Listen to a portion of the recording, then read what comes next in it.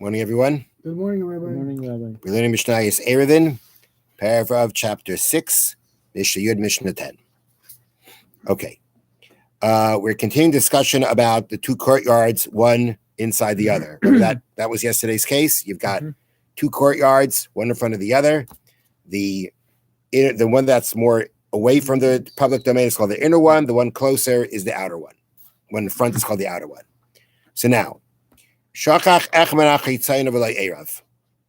one of the residents of the outer courtyard, the one closer, the one further out, forgot and did not participate in the Erev of the outer courtyard. Mm-hmm. Now, we're talking about where the inner courtyard made their own Erev and the outer courtyard made their own Erev. Hapanimis muteres v'chitzaina asura. You had, in this case, the inner one is going to be permitted. They can carry. The outer one cannot. This is following the opinion we had yesterday that the inner one can carry, the outer one cannot. The inner one can carry. They have their Erev. Their Erev was fine. The outer one, they're missing one of their residents there from participating in the Erev. The Erev is no good. Okay. Let's say the case was that one of the residents of the inner courtyard forgot to participate in the Erev, which means that the inner courtyard Erev is no good. The people in the inner courtyard cannot carry. So even though the outer courtyard's Erev was done properly, everybody participated. Shtei and Asurais. They're both courtyards are going to be forbidden.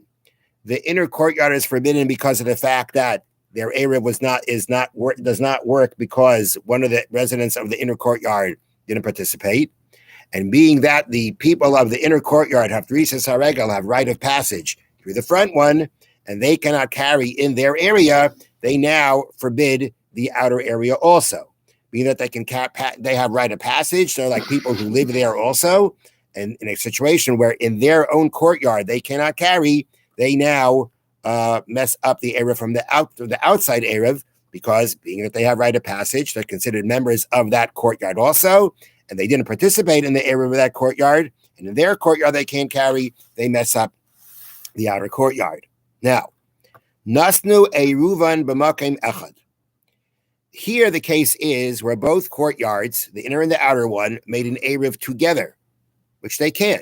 If you want to be able to carry from one chutzner to the other chutzner, they can make an Erev Chatzeres, where again, everybody from both courtyards contributes food, a bread, and the bread is stored in one courtyard.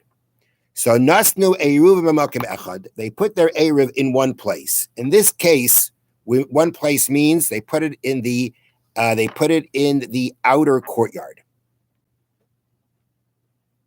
Yeah, they put the Erev in the outer courtyard. The shachad echad, and one person from this whole combination of things forgot to participate. Beiman apnimis, beiman achitzayna, whether that person be from the inner one or from the outer one. Erev, and again, he didn't participate in the Erev because he forgot to. Shteyan asurais, they will both be forbidden. Now we can understand that. Let me just read to you from the notes. Since the Erev joins the courtyards, it is valid only if all the residents from both courtyards participate. Therefore, if a resident from either courtyard forgot to join, the Erev does not work. Right? That's understandable. They made one Erev to combine both of them. There's one Erev for both. If one person forgets, then that person messes up the Erev. Okay? The thing is, though, that there's something very interesting here. And that is that it really depends. I mentioned before, the case here is where the Erev was put in the outer one. The Erev is put in the outer one. That is where we say that both of them are forbidden. Now, if the Erev would have been put in the inner one, so then the people from the inner chutzner, they can actually say to the people in the outer chutzner, shalom, we don't have anything to do with you. Right. Meaning, even though we made an Erev together, if the Erev is in in our area, so we can basically say, you know what? We know that we started off with one big Erev, but now we're breaking off. We're breaking off. We're doing our own thing. And being that in their chutzner, everybody did participate. the Erev is there in their chutzner, they can basically shut out the people from the outer chutzner and say, we're shutting you out. The Erev is just going to be working for our chutzner, and that's it. They can only do that because the Erev is in their chutzner.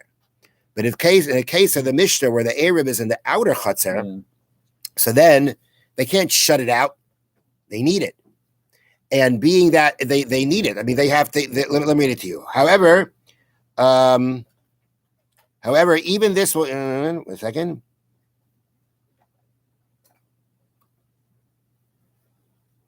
Right. They can't shut out the people. They can't shut if the Erev is not in their chutzner, it's in the outer chutzner, and they shut it and they shut out the outer chutzner, they're not going to have the Erev. Okay. By the same token, if the one who forgot to join is an inner resident, the outer courtyard will also not gain anything by separating from the inner courtyard. This is because, as explained before, when the inner residents are prohibited from carrying in their own courtyard, they invalidate the Erev of the outer courtyard. Meaning, maybe we should say the people in the outer courtyard who have the Erev there, in that case where the Erev is there, let them say to inner people, you're out. No, you're out. We're just doing our own thing. Not going to help because the inner people have the right of passage. Once they have the right of passage and they can carry their own courtyard, they're going to mess it up. So when the Mishnah says that we have a case here where one forgot to participate and therefore both are forbidden, both can't carry, that's in the case where the Erev is in the outer. Yeah. The Erev was placed, meaning the food that was collected was placed in the outer chutzner.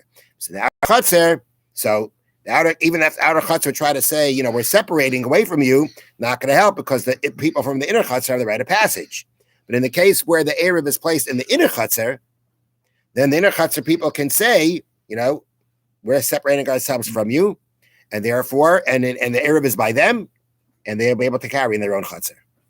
All right. Mishnah concludes, now let's say both courtyards belong to individuals.